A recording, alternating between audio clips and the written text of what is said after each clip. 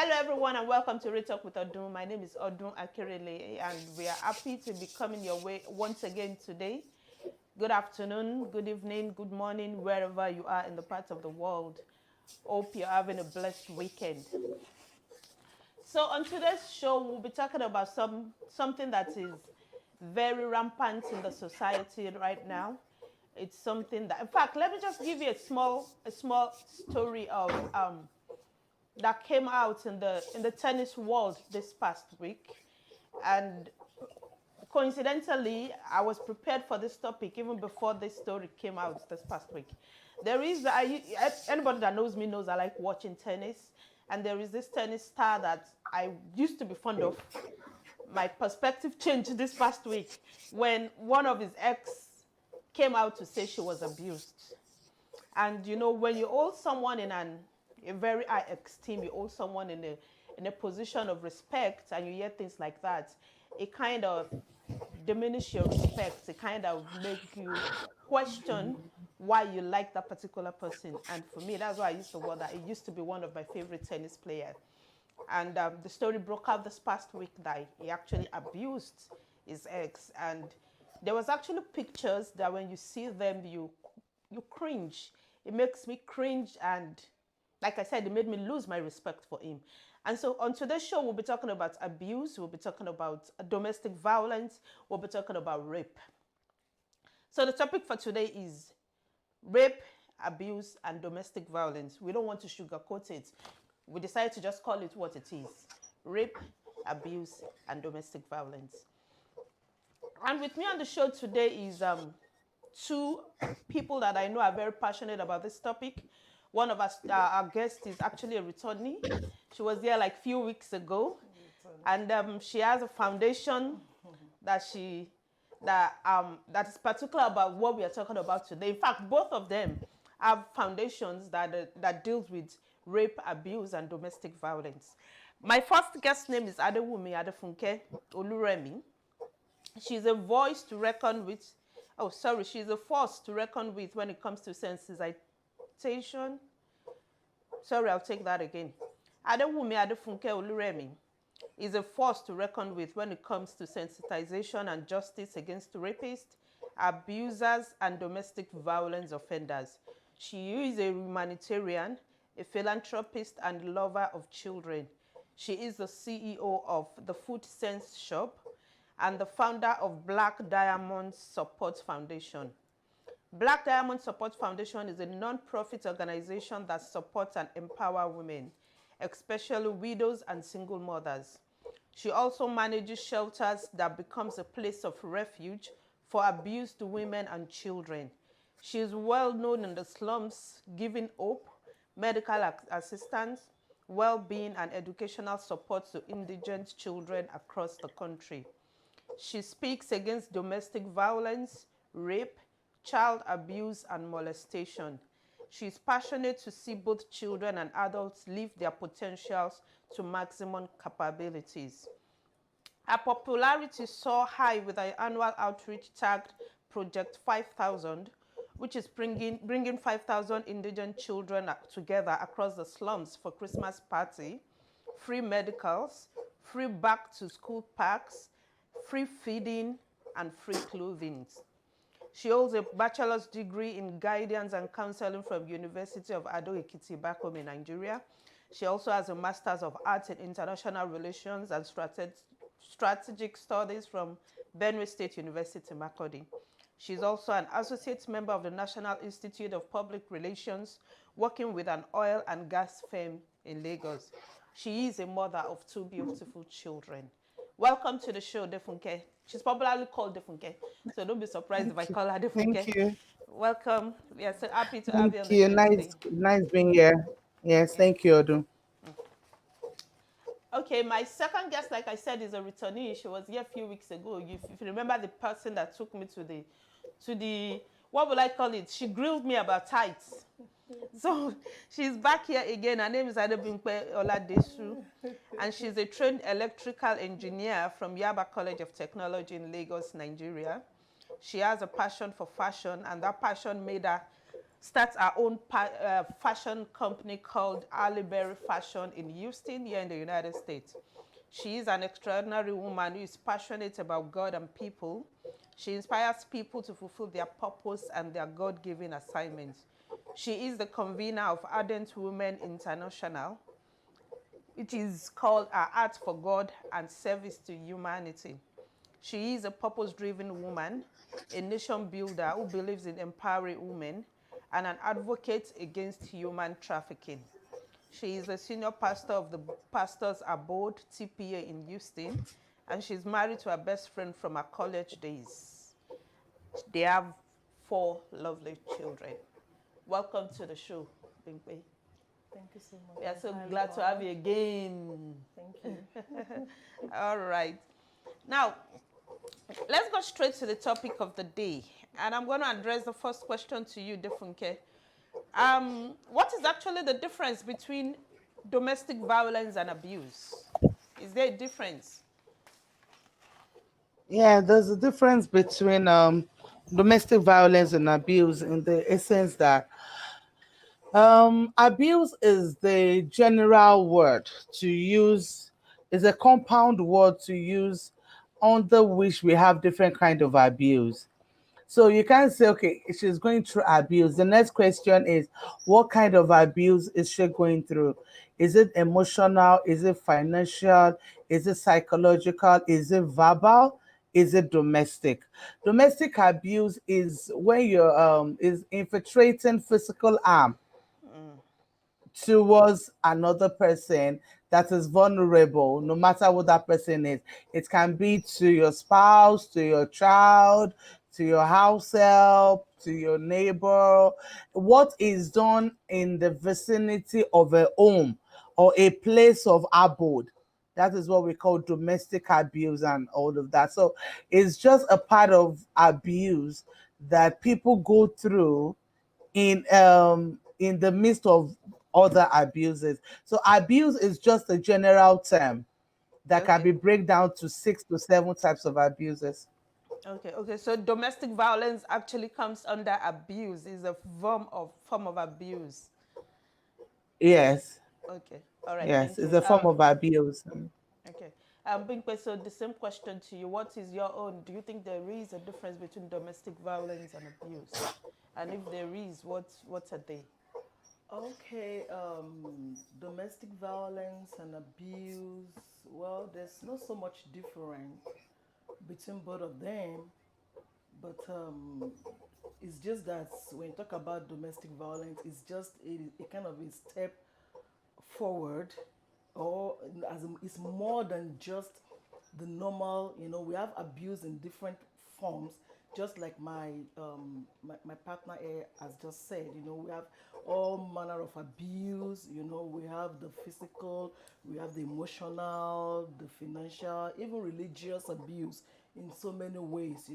But when the domestic violence come under one of them, it's when it becomes more Physical. physical, like more than expected and obvious. There are some abuse that are not that obvious, but this one is more obvious, like There's it kind of bodily harm. yeah, like banter and so on and so forth. So Okay. not so much difference between both of Okay. them. So invariably, domestic violence is actually a form of abuse. It falls under abuse. It's just that most times we would try to differentiate it because you can actually be abused when you're not married. Oh, sure. And the domestic one is actually mostly attached to couples. Like when, like you both said, when it becomes physical in the home, then that becomes domestic violence. It's not And only so, couples. sorry? It's not only couples. Of course, no, it's not always couples. I But mean, what I'm saying is they call it, it's not even mostly yes, couples. yes. It's. But it becomes, usually it's domestic violence when it's a couple. That's when they use the word. When Okay. it's not a couple, they would just say, okay, our boyfriend is abusing her, or she abused her neighbor, or she abused her friend. But most times when I've had people use domestic violence, it's used in the context of a couple. I don't know, I might be wrong. Well, maybe that's just the Yeah, common one you're that wrong maybe because it's the that's common one just right. around you.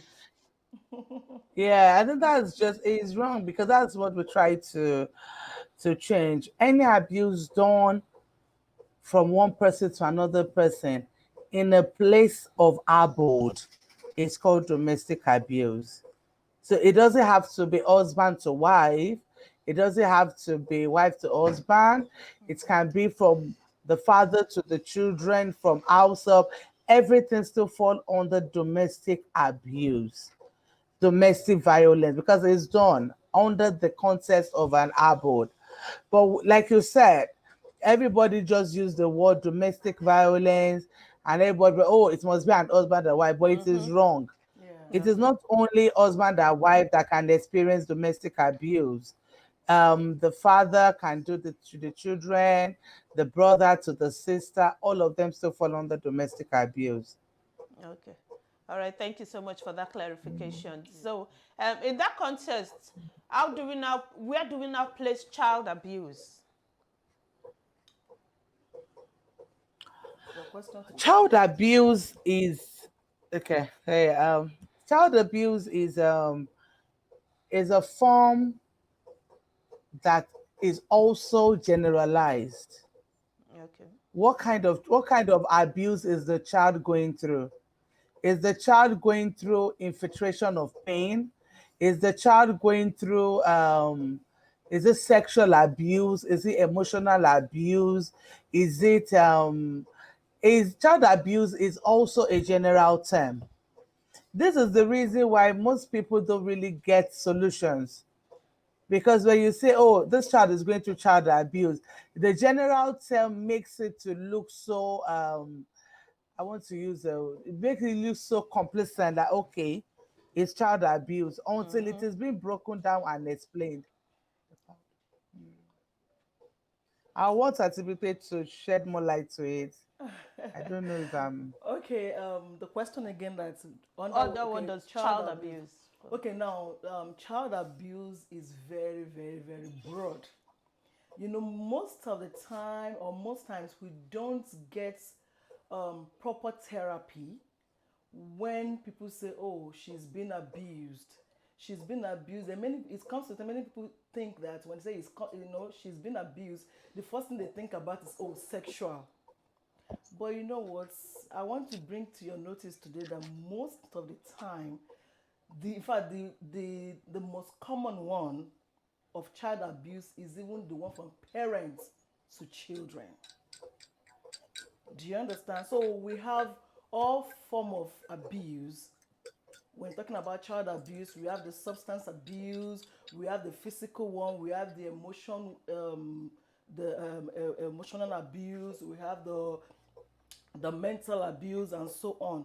Do you understand? So the one we want to talk about today is probably the one I'm not too sure of. We're No, just gonna we don't touch. have a particular one we want to talk Okay, about. we're We are just just gonna talking talk about all about forms them. of abuse. Okay, Now, like so child abuse. when abuse in children is when, or abuse generally is when you overuse or overdo or like improper way of treating people, then we forget so soon that children needs to be treated in some kind of way, not just because we are the parents or we are superior, because the Bible says children obey your parents, and also the same Bible went further to say parents do not exasperate your children, do not provoke your children, because when you provoke them they're going to react in a negative way, because they are all human. And at that particular time, they will forget that, oh, this is my parents, because the real person in them is going to come out and respond to that provocation. So in everything we do, we should be careful. Even parents do abuse their children emotionally. It might not be physically. Okay. Then sexually, that one too is very rampant. The closest person to you under the same roof. In fact, we see that most of the time Yeah. because I was a Yeah. victim of one. So you can actually talk about Oh it. yes. In fact, when I was living with my auntie, I'd seen it all through, so I know it very well.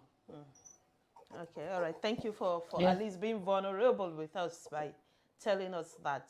So Defunke, what's the difference between child abuse and home training? Like you're training, we are Africans, and where we come from, we believe in.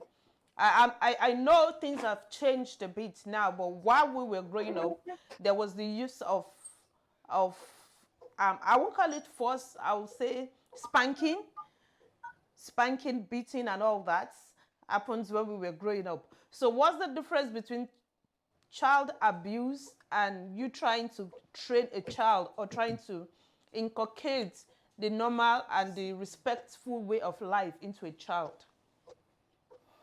Okay, let me first of all try to explain to you that 90% of us growing up, I'm talking about the 70s and 80s children now, we are not holistically whole when we talk about emotionally and psychologically. 70% to 80% of us, we are not holistically whole. Like, we are not emotionally strong or psychologically strong, or our self esteem has been battered because of the way our parents trained us up. Exactly. 70 to 80% of us, there is no jokes about it. Yeah. We were silenced. Right. We were forced to accept what they want for us, not what we think is right for us. We were being talked to in a negative way. We were being cussed out. There's a lot of things we went through. And if we really, really look at us, we are actually more of the rebellious generation, because thanks to the technology, which makes us to see that we can have a better life. Now, for us not to repeat the same mistakes our parents makes, we need to look inwards. What did they do wrong? This is just a practical thing. What did they do wrong that affected us that we not want it to affect our children? One of the major abuse that African mothers and parents do is negative using of words on their children, being pessimistic in talking to their children. Like, I know you cannot do it right. Shebi it is you. Those words seems normal, but I tell you, they damage children a lot. Let us even forget about the beating aspect. Let us talk about the verbal abuse. The verbal abuse is not home training. The verbal condemnation of child is not home training. You are doing more harm to the child than training the child. So there is a way you can train a child without cussing out a child. There is a way you can make a child to realize that what you're doing is wrong without making the child feels like a failure. There is a way you can admonish a child in the way of the Lord without the child seeing you and doing the sign of the cross. I remember while growing up, my father used to use a 504. If my father on press at the junction, I'm talking about 500 meters, I know that on. I dare not stay in the sitting room. I scamper for safety. That is not training. That is fear. And that is the reason why when most of us got into the university, we always don't pray for ASU strike because we don't want to go back Go home. back home. So those are not the kind of training. That's when you train a child in fear, you lose that child. But when you train a Absolutely. child in love, you win that child. Absolutely. So we need to really understand that training a child does not make you a wicked or an Hitler. A parent, I was during the training of some parents, I was telling parents that, do you know that as your child grows is how you grow? None of us as parents has gone through parenting. We are also learning in parenting.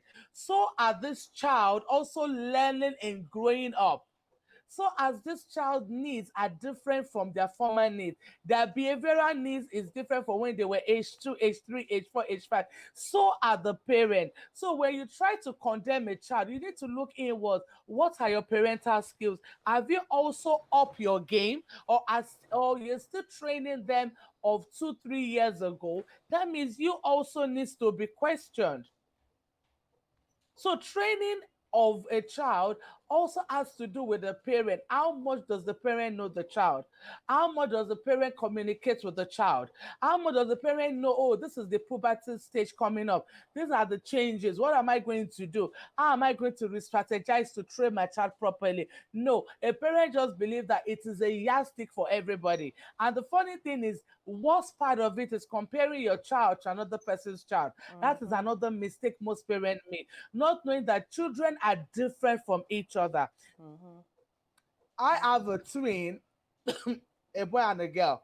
They are both different. Like when I mean two parallel lines, they are both different in everything. So the way I will train my daughter is different from the way I will train my son. But if I use the same method of training my daughter for my son, I'm going to fail as a parent. So we parent needs to go back and even check ourselves. Are we even doing this thing right as a parent before we even start condemning the children? Okay. Thank you. All right. Thank you so much, Defunke. That was deep. Bimpe, let me ask you.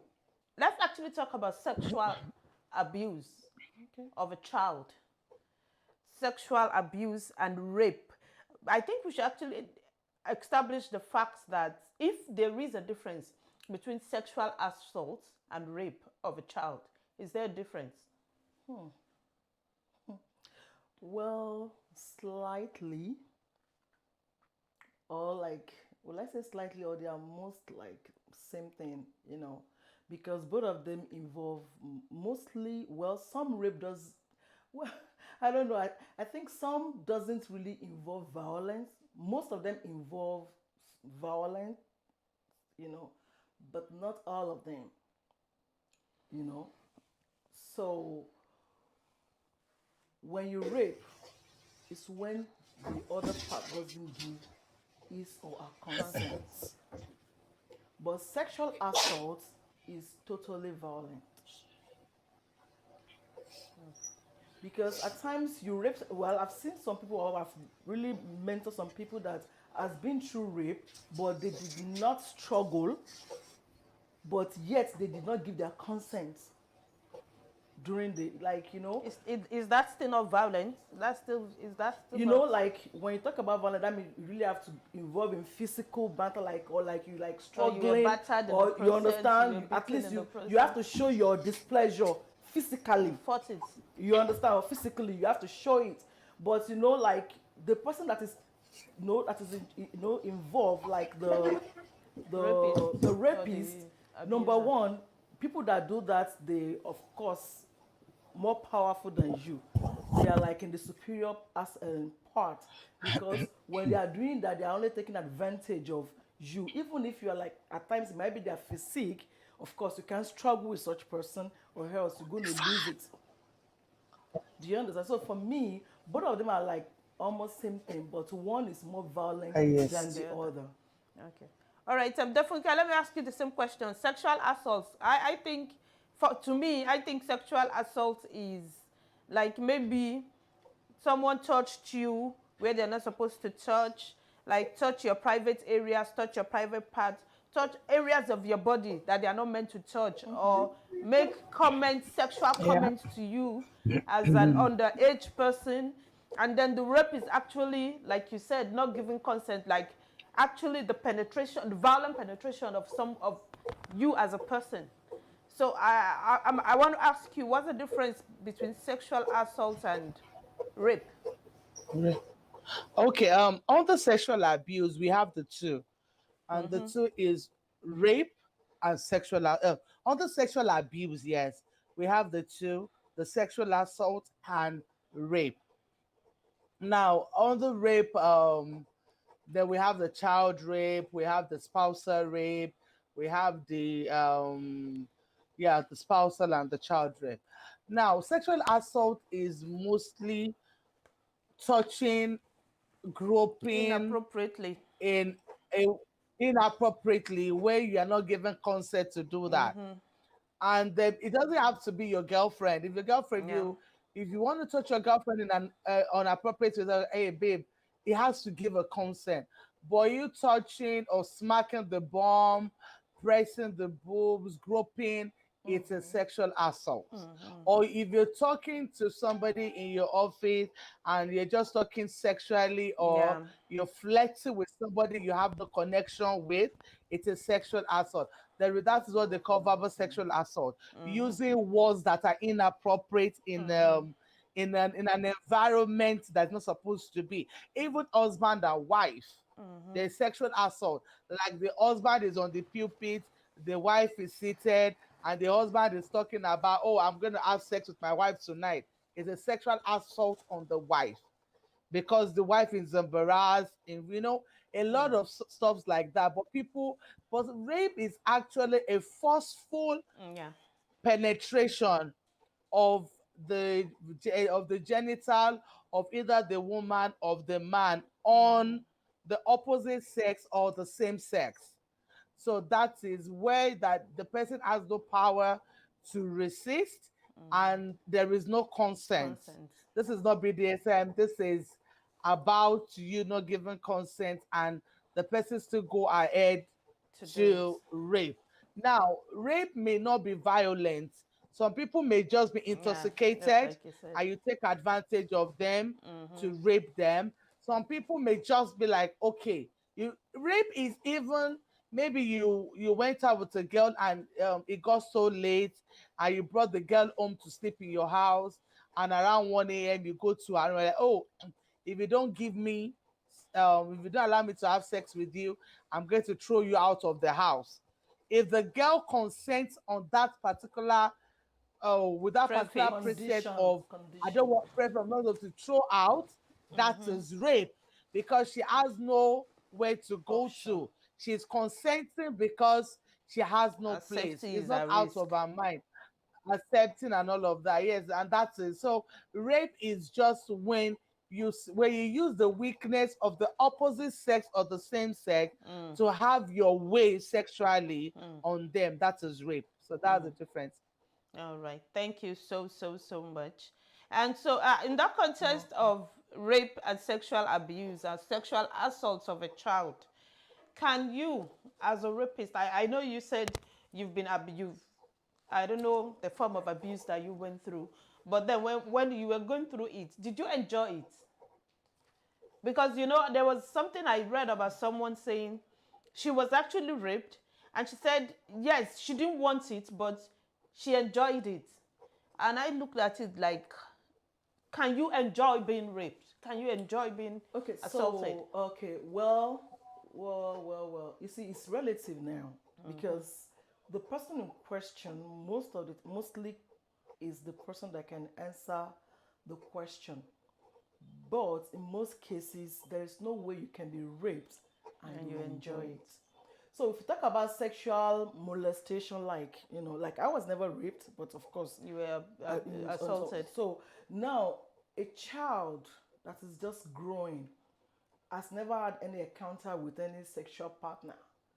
The fact remains that the body, it is just about feelings.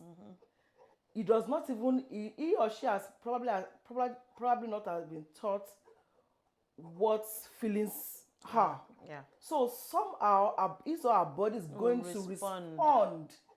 That doesn't mean that he or she is accepting it. But now the body is the one Yeah, that is because someone will say, controlling. I think there was one I read that the rapist actually said, but she was wet. Like, You will definitely be wet because if you are a novice and you don't know what the other part is taking advantage of you. So that doesn't mean that you are giving your consent, especially if you are being molested. So there's nothing to be like for a child or like a young a teenager. There's nothing the first, the second that he or she is as not really enjoyable in the, yeah. So the feelings will just probably be over. But if he or she comes to his right senses, she would know that she has been hurt because she has never consented to do it. Okay. All right. So raping, well, I had this lady that she was raped, and because of that, she became so promiscuous. Yeah. Yeah. It could actually have that devastating effect on Do someone. you understand? Yeah. So, like I asked her, did you enjoy when When you were you raped. were raped? She said initially she did not. It was hurting, but along the As time goes on, yeah. as in while the event was going on, Oh. she began to enjoy it because that was even her first. Oh wow. Wow. Wow. Yeah, I think I've had someone's story that was like similar, and But she that was actually why I asked this question, because I knew she was actually, she could not come out to say it, she could not come out to talk about it, because she felt she's not at fault because she was enjoying it somehow. yeah, So she now felt that okay, maybe it's not really rape since she it was was rape because she enjoying did it. not consent to it. She did not give her permission. But of course, at the entrance of the penetration, it was very, very Painful. painful. And yet she was struggling. But eventually, when she was captured, she, of She course, became she pliant. became Yeah. powerless. And of course, she said started having, she started sensing it. Yeah. And she started enjoying it. But after the ordeal, Yeah. she was so bitter with herself that something has gone out of her. Yeah, yeah. We are still going to come back there because because of the effect of something like that. And then, okay, I think that we should just even, Defunke, can you talk about that before we move to the next question? Because it's somehow related. Because you can actually, if you enjoy it, you can now start thinking that maybe it's my fault. So let's just talk about you enjoying it. Let's hear Defunke's perspective about that first, and then we'll go on to whose Um, fault a, is it? a child body. I think when we're talking about child here, we're talking about a child between the age of 7 to 17, because a child of 18 can give consent. Yeah. But any child below the age of 18, enjoyed or not enjoying, it is rape. Wrong. No matter how well the girl, even if it's the girl that went to meet the man to ask for it, it is rape. Because a girl below 18 does not even know what she is doing. Forget about the fact that people are saying that, oh, children of 12, 13, 14, they know more than children of 14. No, their brain is not even developed to handle that emotional aspect. Now, the body system is being run by hormones. These hormones will respond to stimuli no matter who the person Of is. course. So the moment there are touches here and there is a natural Naturally, chemistry of Yeah. course. coming up. Yes, that it's just respond to the touch stimuli of the opposite partner. So it doesn't have to be like consent or no consent. That is the reason why you see some even adults, when they get to that stage of being raped, by the time the man really touch their soft spot, they try to get weak and it just have its way. That does not mean they give consent. It's just a natural stimuli being responded to, Sure. which they have no control over. Over. Over. So being enjoying it or not enjoying it does not really It doesn't undermine the reduce the fact that impact of the fact that they are the being impact that the invaded. child is being Yeah. raped. Now, Yeah.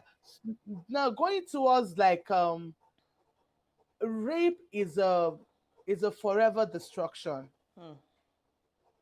For when I mean forever destruction, when we attend to people being raped, either in the shelter or because we have a counseling outfit that people could come, we could tell them to, and even a lot of divorce happening in our society, where we trace it down, either the man or the woman has been a victim of sexual abuse when they were children. So it is something that destroys. It is something that that is the reason why we are shouting, we are advocating, because people just think, oh, it is normal. No, it is not normal. Mm-hmm. Some of them turn out to be promiscuous. Some of them don't even enjoy sex again when they're supposed Mm-hmm. to enjoy it. Mm-hmm. Some of them always have the nightmare Mm. with their spouse when the man wants to have sex with them. It reminds them of their past and they just Mm-hmm. scream and they go. Some of them even hate their male children. Oh wow. Yeah. I have a friend that she does not like a male child Wow. because every time she sees the guy, the boy reminds her of the abused, of the Mm. abuser. Why? Because it was the abuser that raped her and got her pregnant, and she couldn't Wow. abort the baby. And Wow. so she had to have the baby. Now she ate her own child. Child. So it is very deep. It is not something that we should trivialize. It is something that some people carry that out for life. Mm. So like I tell people when I go for advocacy, I say rape is worse than killing someone, Mm. because if you kill the person does not even know anything. Exist But anymore, yeah. rape is you existed. But rape is you've destroyed that person emotionally and psychologically. Wow. It takes the grace of God. And the secret of this, there is no amount of therapy you do that erase that experience. What most of them do is coping with the Mm. experience. Mm. Mm. Yeah, thank you. Thank you so much, Defunke. So most rape Yeah. victim just develop a coping mechanism. Wow, that's deep. So let's just go on a short break, and when we come back, we are going to talk about the blame game. You know, usually we want to blame someone when rape happens. At times, some people will say it's because you are wearing something that exposes your body. It's because you were not properly covered. So there is a blame culture that goes on when it comes to rape. So let's go on that break and then we'll come back shortly.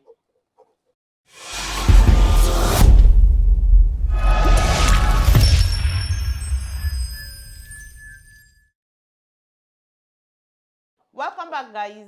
Before we went on that break, we were talking about child abuse and rape and all that, and we're about talking about the blame game. Like I said before we went on that break, is someone actually at fault? Can we blame someone? Is it right? Is it proper for us to blame someone and say most especially the rape victim? You know, we are fond of saying, what was she doing there? Why did you go to a man's house? Or why did you go and meet this person? Or why didn't you cover yourself Just up? want to do You my know, work. things like that. We are always fond of blaming Just someone. want So to should come to someone do be my blamed? work. Should we actually blame, like, especially the victim? Are they at fault? Are they, should we blame them? Okay, so before I answer that question, I will like, anytime I go for this kind of, program, I always say that, you see, it is so easy to blame people. It is very, very easy. But I always admonish parents, we need, especially, I know girls too do, but it is in the Members. majority Yeah. for the guys. We need to train our boys. You see, a guy did not just start when he's caught. He's been doing it probably to his younger one when nobody sees it, like just passing, having his ways, or probably to the neighbor or to anybody, or even in school. So he probably, Was practicing you before. know, and that has become part of him. So we cannot emphasize that enough, that parent needs to talk to their boys. They need to know, in fact, at a very tender Tender age. age. 10 years is not too young to know about all this molestation or sexual harassment or sexual assault or whatever it is called. Because you don't wait till they are 18 or till they are 20. My boys, they know. We talk about it every time. You dare not touch a girl without her consent. And I'm sure by the grace of God, it's going to grow with that. And you can even imagine when he sees such like in the TV or probably you can see the anger that's even rising. Why will he do that? So we need to train our boys like a very constantly early age. telling them. Then the question is that, do we blame anybody? Oh, fine, I've heard over the years that because they are provocatively dressed. Somehow, because there's this saying that says men are moved by what they see, which I think is true. But because they also lack training, that is why they'll be moved by what they see just like that. When they are not animals. It's only animals that know that they do all kind of things, those kind of things outside, like without any shame. But when you are well trained, you will know that no. You control. You know, the food that are meant for the kings are meant for the kings. You just don't go into anybody. Even if you are like losing your mind at a particular time, excuse yourself. You know, because like she said, like emotion at times or like the body chemistry, you cannot really control yourself. But there's a lot of things you can do to, you know, to kill that. So, you know, you walk away or probably, so except if the lady in question is now trying to force herself on you, and at that time, you know, it's no more rape or whatever it is called. That's another thing entirely. Maybe she's seducing you, you know, intentionally. Yeah, in that aspect, I think they like we've mentioned before, the age gap, the age needs to come into effect. Even if a lady is forcing herself on you and you're below 18, that lady is raping you. Yeah, like I said, like that lady the minority for like the female. Yeah, they don't. I understand. Yeah. Then another thing I want to say is that, well, parent needs to be blamed for not training their children. Oh yes, they need to be blamed. Honestly, I know there are some that have actually done their best. Yet, you know, we still have like black sheep, even like in the family and all of those things. You know? But if you look at it, like I've done, like the research, you know, most of these things you could always trace it back to the family, to the home, upbringing. To the upbringing. It's either the father when he was younger has done something like that, or the mom. Because you see, you are not just for. I know that there's some trait that you come with when you are coming to the earth, but mostly there are some things that if you look at that family very well, it is or probably from the uncle that has come to stay with them, or the auntie, or the closest person, maybe the neighbor. You know, anyway, it's just the closest people. It's not far away, even it's not from school, because if it is not from the home, the school does not really have so much influence. I know friends have influence. Like I always tell my children, your friends should not have influence on you, regardless. So when you train them at that younger age, you are building their person. You know, they are building their self-esteem. So it will be so difficult for anybody to say, okay, take, drink. Why do you want to drink it? That means it's overpowering. That means it's having influence on you. So when they know where they belong at that age, it will be so difficult. I mean, it's very, very the chances. So blaming people, many people say, well, they blame, mostly I've heard they blame like she's provocatively dressed. Yeah, they blame the female. The female, maybe like, you know, like I'm with my husband and girl comes to, you know, stay with me, say always cover up your body. Well, we live in the Western world whereby, like I told somebody like this part of the world that you see someone going about with pants and honestly, if you have not left Nigeria before, so I now say, okay, so now what is now wrong here? Because I know fine, they also abuse it and they also rape here too. But you see, in the part of the world where I'm from, I know that when a guy when they see a lady that is half naked, they are already in fact their mind is already messing up. It's because they don't have home training. Yeah. All right.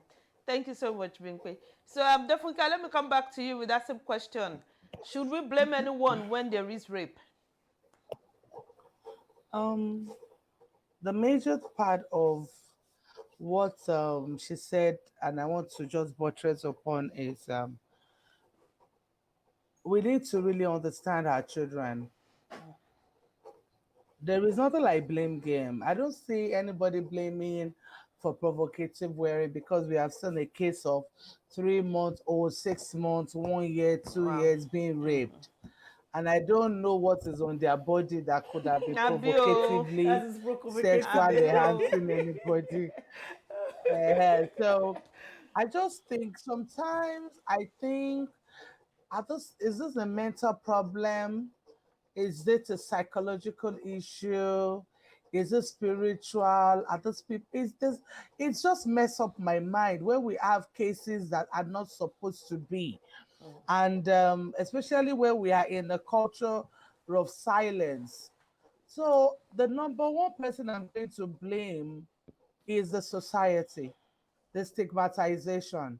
Yeah. The stigmatization of abused victims also make abusers to be emboldened to do more because they know that if they can have their way, Yeah. they have nobody want to talk. The mother, the father wants to keep quiet, like don't let them Don't hear. let them Yeah. know. Don't Yeah. let us leave it for God to judge. And these have made it to be to make it worse You know. because in the Western world, the reason why it is not that much is because the culture of silence is not there. So when it is done, you get charged, your DNA checked, you get convicted, and you go to jail for it. But when we come to Nigeria, as my yardstick, how many people have been jailed? I remember us. There was a particular case of a father raping his daughters, three daughters, Wow. and three daughters, yes. And the mother came to my inbox. I was like, how can as it was crazy. And we started pursuing the case and all of that. It was the mother of the woman that told us to drop the case. That Wow. because she cannot bear the shame that her granddaughters are being raped by their father. We tried to. The woman said if she doesn't drop the case, she's going to disown her. She's going to do this. She's going to do that. At the end of the day, the case was nowhere to be found. So the society is number one to be blamed. Then the parents, who are we leaving our children with? Wait. Who do we trust our children with? Most of these adults that are becoming nuisance now are victims of house helps or aunties or uncles that have lived with them at a particular point in time. How close do you know your children? How well can your children come to talk to you? That was what brought back the first thing we first of all talk about home Home training. training. If you train your children in love, and people around you even know that your children are very, very close to you, they will not even try that because they will know that if we try any rubbish, this person will go and meet his mother or the father to talk about. And your child is also somebody that can walk up to you and tell you that, oh, mommy, oh, this, and so, uncle, so, touch me, do this to me. With that, it makes it lesser for children to be abused when they know that they have a very close bond with their With their parents. parents. And always talk to your children, always have a communication with them, always make them to understand that there is nothing you tell me that I will judge you with. Never operate a judging environment with your child. Then the fourth people I'm going to blame, especially in Nigeria as a yardstick again, is our law enforcement agents. The impunity there does not make the cases to get into the final stage of getting justice for victims that are bold enough to go through it. The long impunity, no enough testing centers to test specimen of sperm. There's a lot there's a lot. So every sector, every stakeholder has failed a Nigerian child. In the case of rape and sexual abuse, everybody has failed a Nigerian child and even the youth. Because when we come to an adult and all of that, yes, we can segment it into two. Those are for the adults to be raped. Yes, a lot of things are going to be questioned. What did you really do? Are you not seeing those chances where you do not trust this person? Why did you allow yourself to be in an enclosed environment with that With that person? person. This is not to say that you are to be blamed for being raped, but this is just to say that there's a lot of precautions you could have made for you not to be raped. Just like now, you're walking on the road and you stand on the middle of the road and the car crushes you. Fine, the car could have pressed a brake, but what are you doing on the road? That does not say that staying on the road, that does not say that the car that crushed you did you no wrong. But you also staying on the middle of the road, you are also wrong. At So we fault. just really need to look at it. But any child below 18, either stay on the road or even stay beside the railway, there is no justification to be raped. Point. So every sector of the society, from the school, from the parent, 90% of Nigerian schools does not teach sexual education. Children does not even know the right name for their sexual part. So if an adult comes to idolize the sexual part for the child and say, oh, let me touch it for you, let me show you how it is, the child, being adventurous they might actually be a victim because they are not knowledgeable enough to understand that this is a gimmick to be abused. So I think everybody is supposed to be blamed when it comes to rape and sexual assault. Okay. Nobody should be left Okay, so out, Defunke, even the let me church. ask you now. Even you said nobody should be left out, and then you made a statement that as an adult, you should be held responsible for some decisions you make. But then, should you be blamed for being raped? No, there is nothing. You don't There's have no nothing justification in for this it. world, no justification for you to be raped. The reason why I am saying this is I don't know who is watching. So I'm just trying to talk about, like, for people to get sensitized, Mm, watch where you go to. yeah. Do not go into an enclosed That's place what I with want to somebody say. you cannot trust. Do But then not we've seen try that it. most rape Then cases are between people that you trust. Most rape cases are maybe like a friend over time, someone that you're comfortable with over time, a family relation, a pastor. Averagely, you would trust your pastor. And then you could just say, okay, I'm safe in the vicinity with this man or with this woman. So we've come to see that most rape cases are actually happen between trusted people, trusted family members. So